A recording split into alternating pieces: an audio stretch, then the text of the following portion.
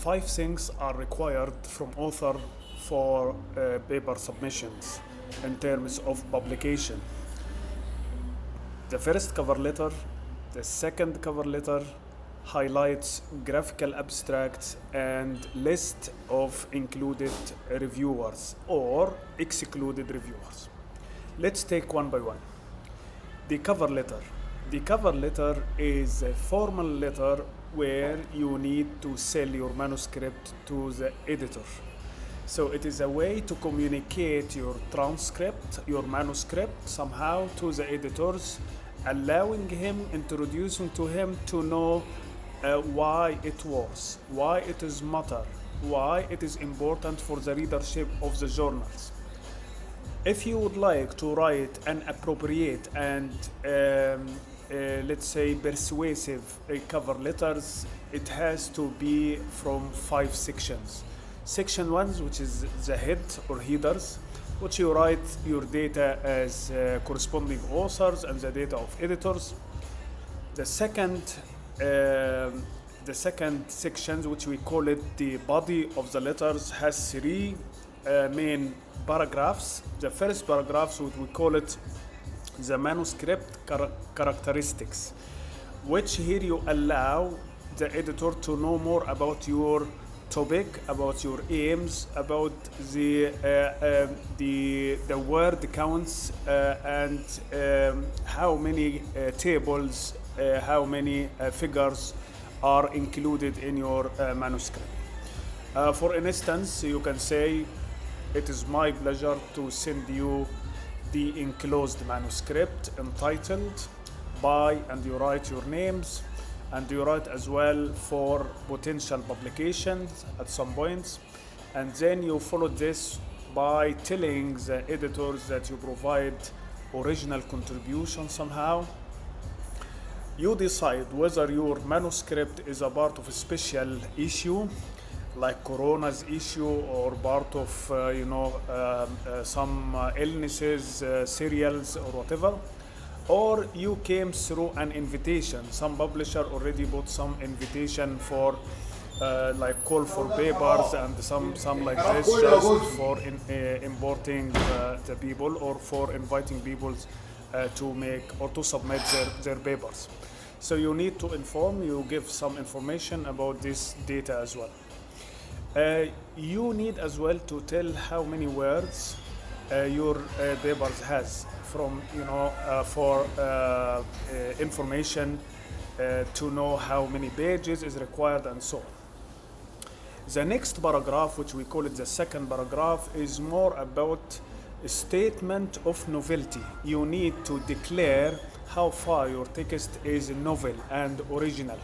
For instance, you state the topic of your manuscript, and you say this study is reported or showed, and then you write the contribution. If, for example, you write about disengagement, student disengagement, so you write here, we provide a new understanding of reducing students' disengagement and so on.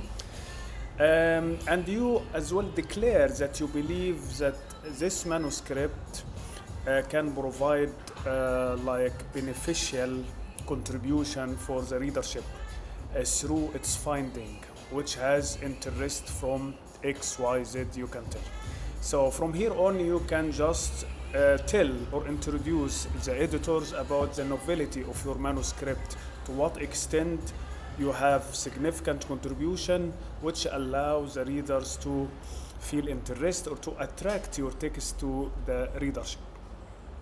The third paragraph, which we call it obligatory statement.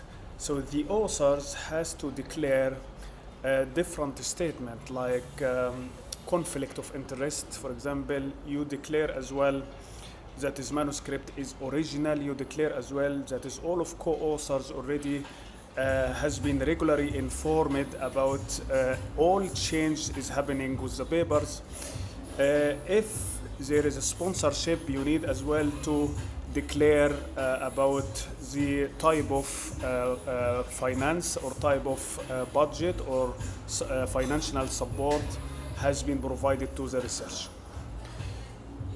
And then you end up the letter by what we say is the footer, which you write that we appreciate that you consider our manuscript, and then we listen from you sooner or whatever, and then you write your name, your affiliation, and your postal address, your email address as corresponding authors. So this is number one, what we call it cover letter. Number two, highlights. Highlights is known for its introducing brief, significant words about your research. Actually, it's about like 8, let's say 4 sentences, every single sentences not exceeding 85 characters. For example, you tell about your let's say problem, research problem. You tell about your methodology. You tell about your findings, and as well you tell about your contribution. All of this has to be included as well when you tell about the highlights.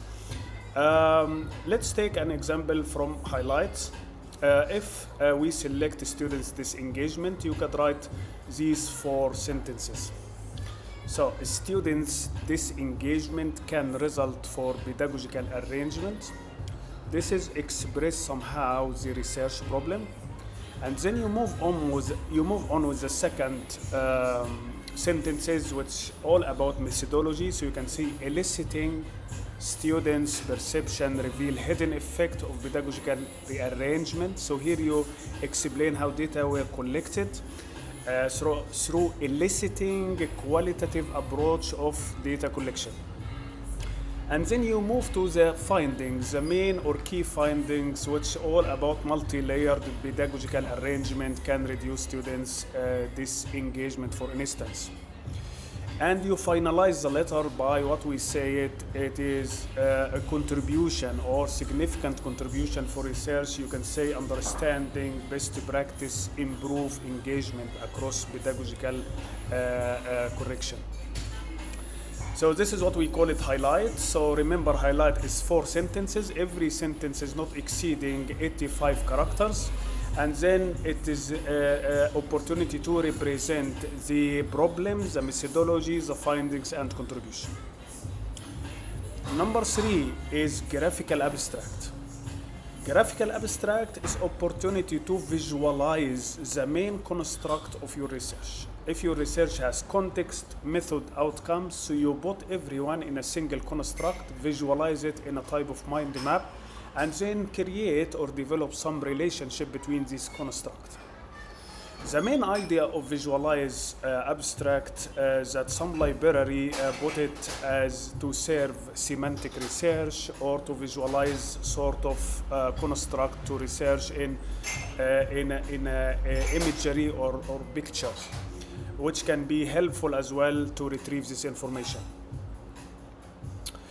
The last things as well, which is important for the authors for paper submission, is to list included reviewer and as well excluded reviewers for the editors. So editors can already short list reviewers he or she can invite to review your text. And here you can put some points into consideration. Don't invite those who make conflict or who may have conflict with you before. Competitors in your department, don't invite them.